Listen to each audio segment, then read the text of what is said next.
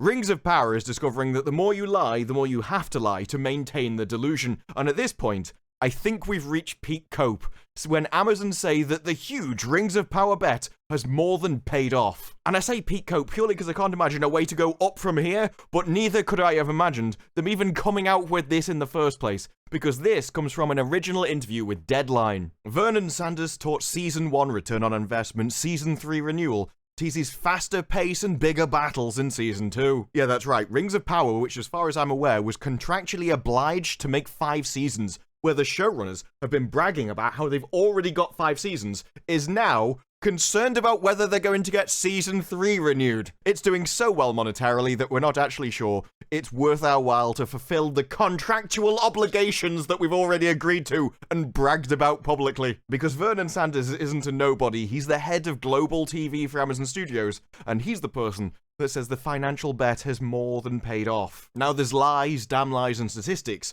and someone getting a wet fish and just repeatedly hitting you over the face with it until you believe what they're telling you. Welcome to the latter. He addresses the success of the show on Prime Video. It broke records for most global viewers on its premiere, which is a tactic Amazon uses regularly, like they did in Wheel of Time. We can firmly say that Wheel of Time was the most watched series premiere of the year, and one of the top 5 series launches of all time. Yeah, they love to talk about launches and premieres, because that's where Amazon can do well. They can get the hype machine, the media behind them, and everyone's heard about the show, and they all want to see what it's like.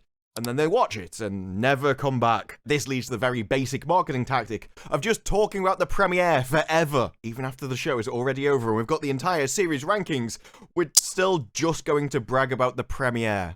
The first day, no less. But don't worry, it broke records. Which records? We don't know. For overall minutes streamed. One of my most hated metrics in streaming television, because it means nothing. If you could work out the viewers so you could work out the average amount of time that each viewer watched, maybe that'd be interesting. But you had 8 really long episodes compared to other series which had far shorter episodes. Why would minutes watched be a metric at all? But then we get to the true stupidity, and it only gets worse from here. It broke records for signups worldwide during its launch window. It means Prime subscriptions. Now, the Rings of Power run went from the 1st of September to October 14th. But is that the launch window? Does the launch window include up to now? Or do you just mean when the first episode was released? You're using such vague language that it's very difficult to know what you're saying. Because if you just mean that people signed up for the premiere, I can fully believe that. That's fine. If you mean that people were signing up towards the end, okay, that's getting a bit more unusual. But it also doesn't seem to be what he's talking about in the interview, because in the actual text interview, he says it's been a tremendous success, most acquisitive show we've put out. After we finished releasing the episodes, we saw a new surge of people come to the service. We've already said that it's over 100 million, but the number's gone up since then. It's millions and millions beyond that now. It sounds like this entire paragraph is nonsense. When you actually get into the interview itself, it entirely contradicts it. The first bit talks about a launch window, but when he actually defines what that means, he means after the show already finished. And I just don't believe you got through the 6 weeks of the show, hearing everyone's opinions about it, got to the end and thought, you know what? Now it's finished. They've made that thing sound incredible. I've got to watch it now. No, I think there's something far simpler going on to explain why there's more Prime subs now than there was in September. Oh yeah, it finished in October, and then you've got November, December, Christmas. Oh yeah, Christmas, where people buy gifts for each other off e-commerce sites, and Amazon's the biggest one in the country. I have heard of cope, but you are pushing it a bit far. If this is the excuse that you're using to justify Rings of Power to your higher-up executives, they're morons if they can't see through this themselves. Or did you do the same trick to them that Deadline tried at the start, where you basically just spin it, like, oh yeah, it's just its launch window, you know, it's launch window of somewhere in the region of 5 to 6 months after the initial launch. Yeah, I think that'll classify enough as a window. In fact, the main believable part of the initial paragraph is just the fact that Amazon sales of Tolkien's books went up. I'm sure the majority opinion of don't watch that, read the books didn't help with those at all. But yeah, definitely take credit for that they're not watching your series, but they are buying the books. That's a spin and a half. In fact, the first season of Rings of Power was so successful and so universally liked that even in interviews by the corporate media, they're still getting asked, are you actually still committed to Patrick and JD's vision of the telling of the story for 5 seasons? Because when something's really well liked, you always get questions about, are you sure you want to keep doing that? Because, it's not something I'd do if I was me, but maybe you are. But Sanders can't take a hint. We are absolutely committed. We have every reason to be excited. They've done a tremendous job. At that point, his nose grew at such a speed that it poked the other guy's eye out and he got done for GBH. How is production season 2 going? It's going great. Season 1 had so much establishing to do. It really didn't. Your characters were as shallow as a duck's backside. We could have got through them in 10 minutes and onto something that actually mattered. Instead, we got to find out how Bronwyn wasn't happy with being a florist and instead wanted to be a military general. It's a story as old as time. We're moving production from New Zealand to the UK, and the benefit of that is we're going to shoot in places that look very different to what we saw in season 1. I, for one, can't wait to see the orcs rampaging through the streets of Essex. I mean, it'd be more action-packed, I'd give them that. But what did you learn from your experience of making season 1 that you're applying to season 2? Well, Sanders said, we've never done anything like this, and boy, did it show. We didn't know anything about the production model, how to produce a show like this, what the scale that was needed, and all the things that we needed to learn for the first time. Basically, we didn't know anything. And the question is why? If you've got $1 billion, you know what $1 billion can buy you? It doesn't just have to be 3,000 plants that you can put in a scene that you're using for 2 seconds. No, you can actually employ people which have done stuff like this before, that do know how to make a television show, that do know the production model, how to produce things, the scale of work that's required to make something like this. You had people pitch which had made shows before. It's you that decided to choose 2 numpties which couldn't even get a writing credit in Hollywood and had literally no idea what they're doing. But you do have to ask how much you can actually learn from an incredibly successful show, because most people learn from their mistakes. But Rings of Power was amazing. The bet paid off. They've made so much money from it, everybody loved it. And so obviously that is why for season 2, we've got to change it all. We've got to make it faster. We've got to add a lot more bigger battles in and increase the speed. Of course you'll see bigger battles, including iconic moments from the appendices in the books. Well, that'll be a change if you actually use some of the source material. Oh yeah, and a show that decides to break canon massively by condensing thousands of years into probably a decade or so. All because they didn't want to recast characters because they thought the audience just were too thick and stupid to be able to handle it. Oh, you can't learn new characters every season. What do you want us to do? Spend 8 episodes introducing them? Well, it turns out they're going to have to recast Adar anyway because, it just didn't work out. Oh yeah, I find actors are just gagging to leave major important roles of huge television series linked to massive IPs. Can we start by talking about what you do when you really want to roll? What is the furthest you'll go when you really care about something? It's a sign the show's doing really well when your actors just don't care if they're casting it anymore. But if you thought season 1 was just lacking something, and if only we could have more strength brought to us in one way or another, then don't worry, season 2's got you covered. With additional cast announcements so far, seems that you're continuing to bring the real world into Middle-earth. We think that represents the show, just not Tolkien or Lord of the Rings.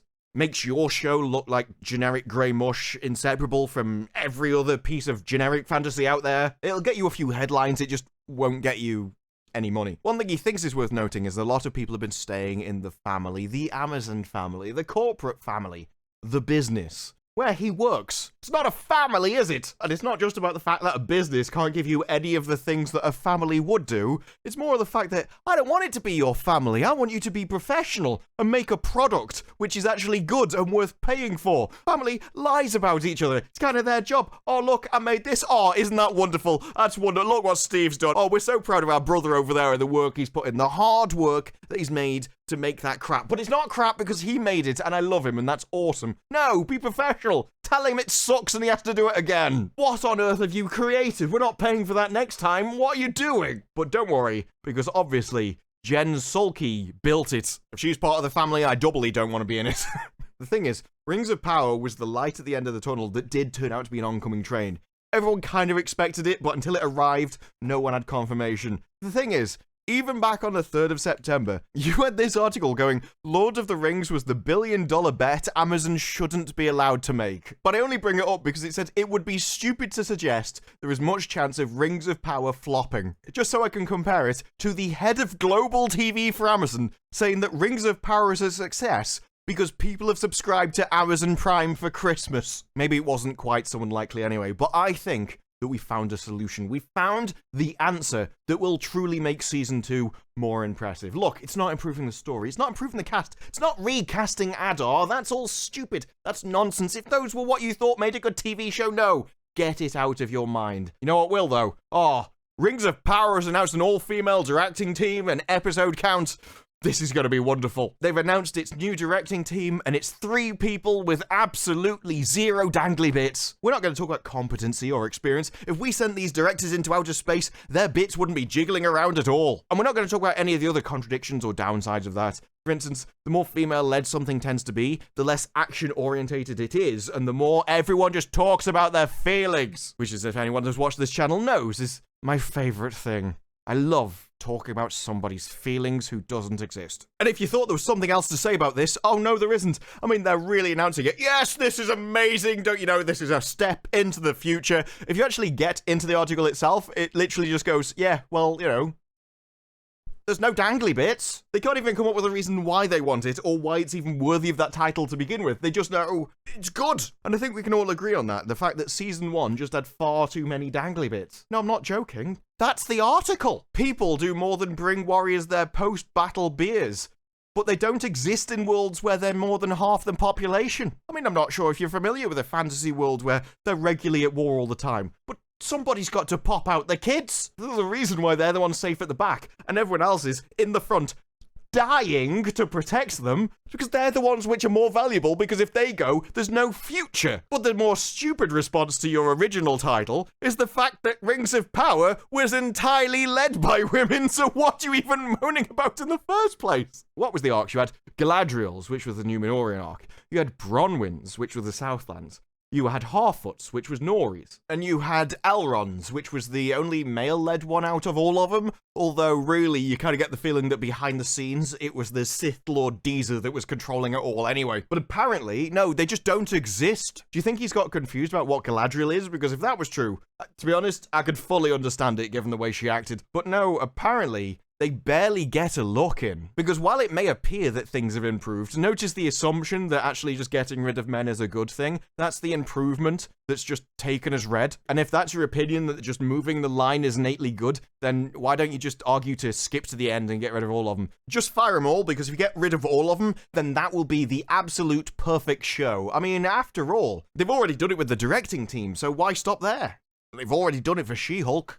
You're falling behind the time, Rings of Power. But also, it may appear, you know, you may look at it and just look at the show and watch it and see the cast members and think that, yeah, I can clearly, definitely see more of them with my eyes. But don't believe those are lying to you. Even though Morfydd Clark, the main character, is exactly what is asking for. She's a fascinating character, even. Even admits we had Nori, other Harfoots, Bronwyn, Muriel. There's so many of them, he can make an entire paragraph just saying their names, but it's still not enough.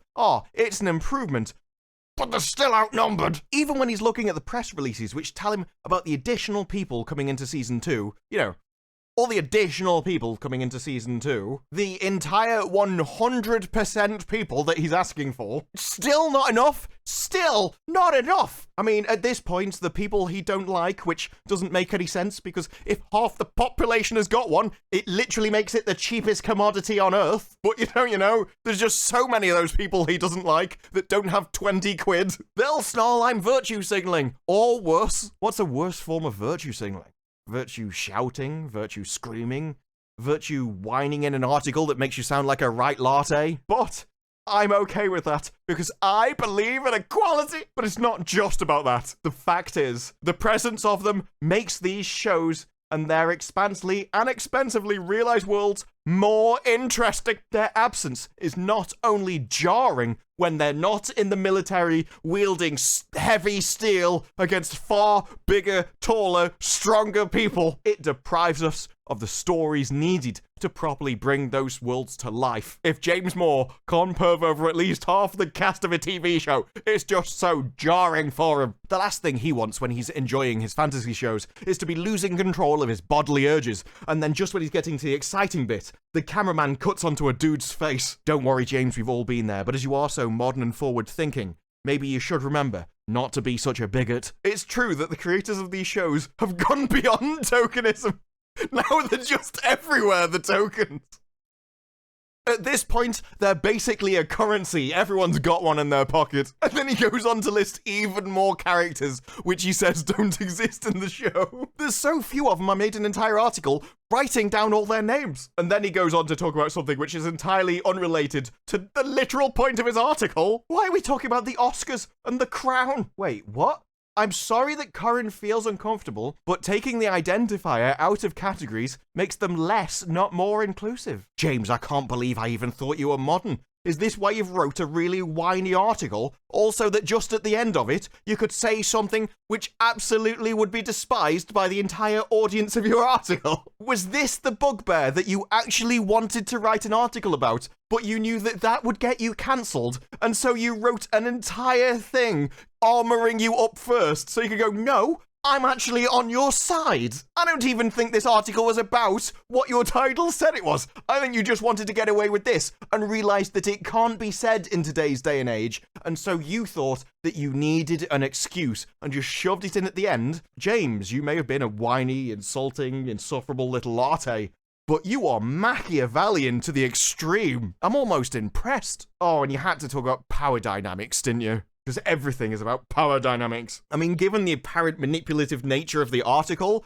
I kind of understand that you're into power dynamics. It is definitely the foundational principle you find in a lot of corporate ladders, which are just obsessed with people getting one over on each other to climb the slippery pole. I can understand why it's especially prolific in acting, Hollywood, and journalism, but I'm not sure you can poison sandwich your way out of this one when you just put one sentence at the end about the original topic. What you had was a massive long thing trying to give you armor. Then you've got about 35% of the article, which is talking about what you actually want to talk about, the poison in the sandwich. But you just don't have enough bread on the other side to balance it out or hide it. And that's what I love about the Rings of Power conversation at the moment. It's all out. Everyone can see it. You could just go and watch the series and make your own mind up. I mean, you probably won't, because you'll have bored yourself to tears and fallen asleep by the 3rd episode, and you're just not going to go back to the rest once you wake up. In a land of binge television where people just watch the entire series of Stranger Things on the day it dropped, no one's doing that with Rings of Power, even now the shows are actually all out. And for me, that speaks a lot more than everything else. What titles like these are an excuse. They're a shield. You wouldn't dare come and criticize our show, would you? Not when we've done this. Look how amazing these people are. We're a family. Pieces like this aren't put into articles because it actually affects them. The commentary doesn't affect him. He even says it doesn't affect him. He thinks he's the moral person out of everybody. No, this is the idea that I'm going to make sure that they don't talk about me, because if they do, well, then they're just admitting that they're the thing that I don't like. Why would I allow myself to be shamed by someone who is so obviously wrong? Someone who has so little argument, he has to go, it may appear to be one thing, but trust me, it definitely isn't that. No, dear, you may have written a poison sandwich aimed at one topic and tried to use your desperate attacks on an entire fandom as a shield against it. But in this article, the only person you humiliated was yourself. But those are just my thoughts. What are yours? Let me know down in the comments below. Like the video if you like the video. Subscribe for more videos like this in the future, and I will see you in the next one. Bye-bye.